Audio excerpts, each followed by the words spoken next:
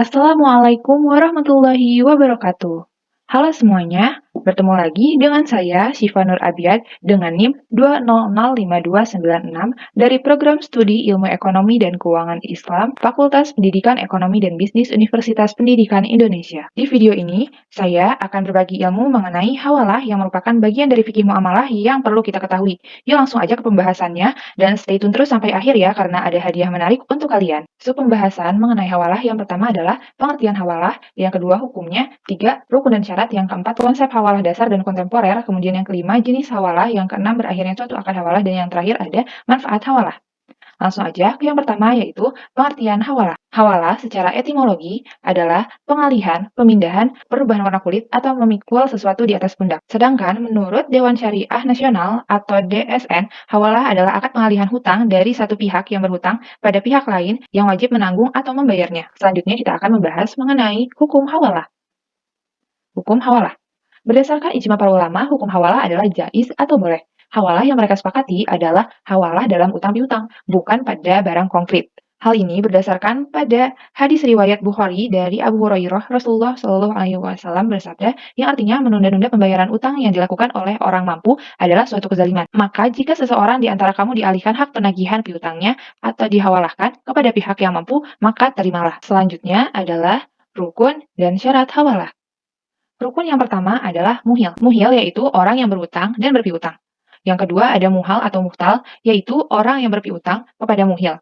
Kemudian yang ketiga ada muhal alai atau orang yang berutang kepada muhil dan wajib membayar utang kepada muhtal. Syarat sah muhil, muhal, dan muhal alai adalah cakap dalam melakukan tindakan hukum dalam bentuk akad, balik, dan berakal. Ada tambahan syarat sah bagi muhal alai menurut mazhab Hanafi, yaitu adanya pernyataan dari pihak ketiga atau muhal alai, yang juga bisa disebut dengan ijab kabul. Rukun yang keempat adalah muhal bih, yaitu utang muhil kepada muhal atau muhtal. Syarat dari muhal bih yang pertama adalah kedua transaksi mutlak berbentuk hutang piutang. Kemudian yang kedua memiliki kesamaan jumlah dan kualitasnya, seperti dinar emas dengan dinar emas lagi, bukan dinar emas dengan dirham perak. Yang ketiga adalah memiliki waktu jatuh tempo pembayaran yang sama. Jika awalnya 1 bulan, maka transaksi berikutnya juga itu harus 1 bulan.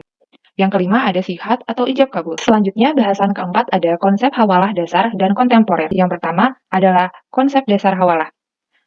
Penjelasannya adalah, pada suatu ketika, Maya memiliki utang pada Ali. Secara kebetulan, Nina juga memiliki utang dengan jumlah dan jatuh tempo yang sama dengan utang Maya pada Ali kepada Maya. Sehingga, untuk meringankan utang Maya, Maya meminta Nina untuk membayar utangnya kepada Ali, atau melakukan hawalah. Dengan begitu, maka Maya merupakan muhil, Nina merupakan muhal alaih, dan Ali merupakan muhal. Kemudian, contoh mengenai konsep hawalah kontemporer. Pada suatu hari, Dian membeli makanan di rumah makan maju. Pembayaran yang digunakan Dian adalah dengan diwakilkan oleh Bank Syariah C, sehingga nanti Dian harus memenuhi utangnya kepada Bank Syariah C, dan selama Dian belum membayar, maka Bank Syariah C itu memiliki hak untuk menagih piutangnya kepada Dian. Dengan begitu, disimpulkan bahwa Dian merupakan muhil. Kemudian Bank Syariah C sebagai penyalur itu merupakan muhal alai, dan rumah makan maju merupakan muhal atau muhtal. Selanjutnya adalah jenis hawalah. Yang pertama adalah jenis hawalah yang berdasarkan jenis pembagiannya. Yang pertama ada hawalah hak atau pemindahan hak atau piutang. Hal ini terjadi apabila yang dipindahkannya itu merupakan hak menuntut uang atau dengan kata lain pemindahan piutang. Kemudian yang kedua ada hawalah dain atau pemindahan kewajiban atau utang. Hal ini terjadi jika yang dipindahkan merupakan kewajiban untuk membayar utang. Hawalah dain dan hak sebenarnya sama saja, tergantung pada sisi mana kita melihatnya. Disebut hawalah dain jika kita memandangnya sebagai pengalihan utang, sedangkan sebutan hawalah hak jika kita memandangnya sebagai pengalihan piutang. Kemudian jenis hawalah lainnya. Yang pertama, hawalah muqayyadah atau pemindahan bersyarat, yaitu pemindahan sebagai ganti dari pembayaran utang pihak pertama atau muhil kepada pihak kedua atau muhal.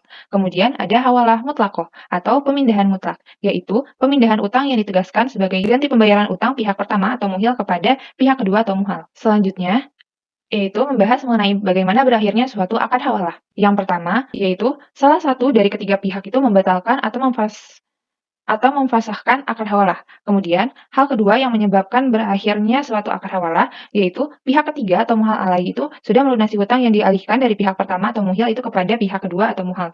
Kemudian, sebab ketiga adalah apabila pihak kedua atau muhal itu wafat, sedangkan pihak ketiga atau muhal alai merupakan ahli waris yang mewarisi harta pihak kedua atau muhal.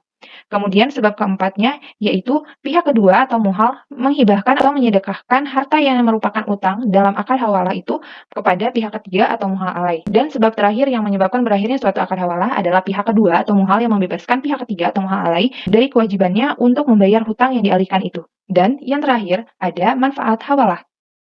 Apa aja sih manfaat dari akad hawalah? Manfaat yang pertama adalah tersedianya dana cepat dan segar bagi muhal, sehingga dapat memperlancar produksi atau kegiatan bisnisnya muhal. Kemudian, yang kedua ada penyelesaian utang piutang dapat berjalan lebih cepat dan simultan, sehingga proses pembayaran utang piutang tidak lama tertunda karena menunda-nunda pembayaran bagi orang yang mampu adalah kezaliman. Kemudian, yang ketiga adalah sebagai fee-based income bagi perbankan syariah atau LKS syariah.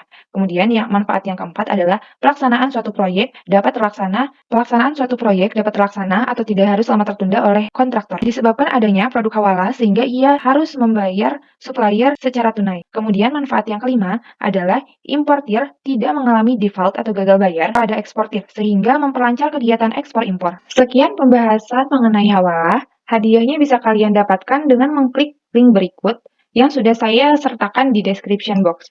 Terima kasih atas perhatiannya. Wassalamualaikum warahmatullahi wabarakatuh.